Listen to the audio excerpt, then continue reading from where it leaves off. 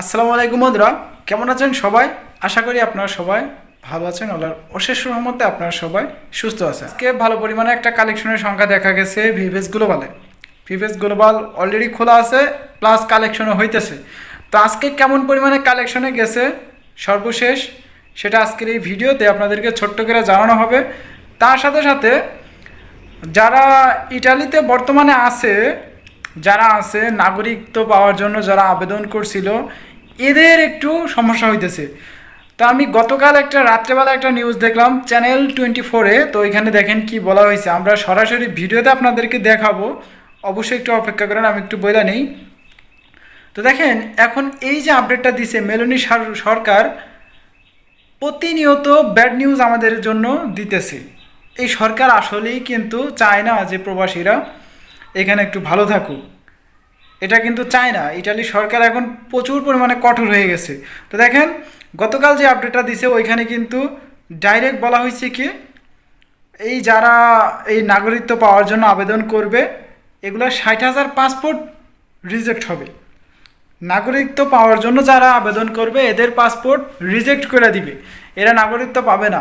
এখন দেখেন কারা পাবে, যাদের ওইখানে দাদা দাদি, নানা নানি, মানে ওই ইটালিতে যারা জন্মগ্রহণ করছে আগে থেকেই, যাদের আত্মীয় স্বজন ওইখানে ছিল, তাদের সূত্রে কেউ কেউ যায় ওইখানে নাগরিকত্ব পাবে। আর বাকি যারা ধরেন যে একজন গেল লিবিয়া দিয়া, আরেকজন গেল এই যে এইভাবে ওইভাবে ট্যুরিস্ট ভিসায় গেল, স্টুডেন্ট ভিসায় গেল, এরা কিন্তু যারা আবেদন করবে এরা রিজেক্ট পাবে।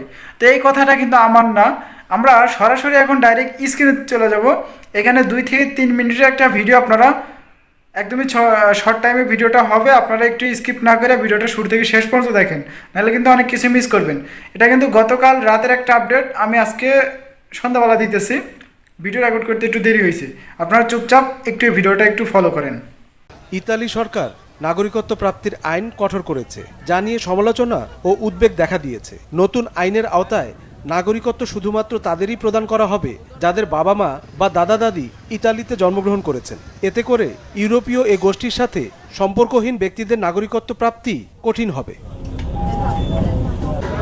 সরকারের দাবি, নাগরিকত্ব প্রাপ্তির প্রক্রিয়া দীর্ঘদিন ধরে অপব্যবহার হচ্ছে। বিশেষ করে ভ্রমণ সুবিধার জন্য ইতালি পাসপোর্ট গ্রহণের ঘটনা বেড়েছে।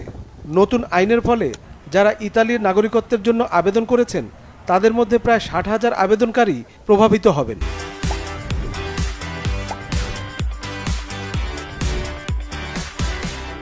অন্যদিকে দ্বৈত নাগরিকত্বধারীরা ট্যাক্স, ভোটদান বা পাসপোর্ট নবায়ন না করলে নাগরিকত্ব হারানোর ঝুঁকিতে আছেন। মিলনী সরকার এক সময় একটা আইন পাশ করে, এই আইনের কারণে আমরা প্রবাসীরা বিব্রত হই, আমরা আতঙ্কে থাকি কখন কিনা আমাদের আবার বের করে দেয়। তো আমরা সকল প্রবাসীরা ঐক্যবদ্ধ থাকব এবং মিলনের এই যে আইনগুলো আছে এই আইনগুলোর বিরুদ্ধে, এবং যে 5 বছরের নিচে এনে এই দেশে পাসপোর্ট পাওয়া যাবে এই পক্ষে আমরা, যাদের ভোট আছে এখানে তারা ভোট দিবেন। এবং আমরা সবসময় প্রবাসীদের ঐক্যবদ্ধ থাকবো এবং প্রবাসীদের পক্ষেই কাজকাম করবো সবসময়।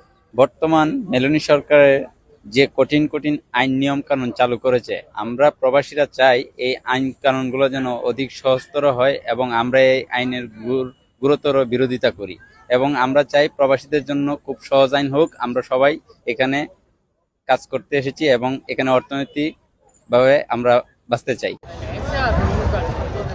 নাগরিকত্বের আবেদন প্রক্রিয়া এখন থেকে কেন্দ্রীয়ভাবে অনলাইনে পরিচালিত হবে, যেখানে ব্যক্তিগত সাক্ষাৎকার বাধ্যতামূলক। ফলে যারা ইতালির নাগরিকত্ব পেতে আবেদন করবেন তাদের অবশ্যই ইতালিতে আসতে হবে।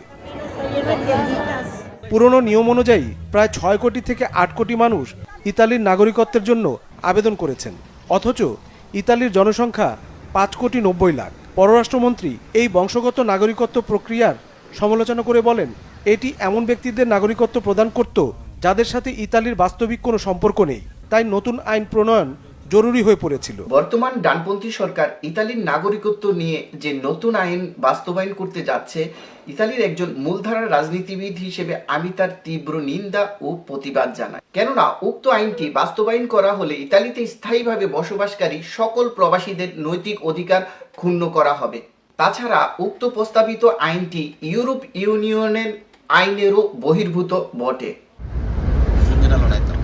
তবে ইমিগ্রেশন বিশেষজ্ঞরা বলছেন এটি মূলত তাদের জন্যই প্রযোজ্য যারা ইতালির সাথে কোনো বাস্তবিক সম্পর্ক রাখেন না, যারা ইতালিতে জন্মগ্রহণ করেছেন কিংবা দীর্ঘদিন ধরে এখানকার নাগরিকত্বের জন্য আবেদন করেছেন, তাদের জন্য কোনো উদ্বেগের কারণ নেই।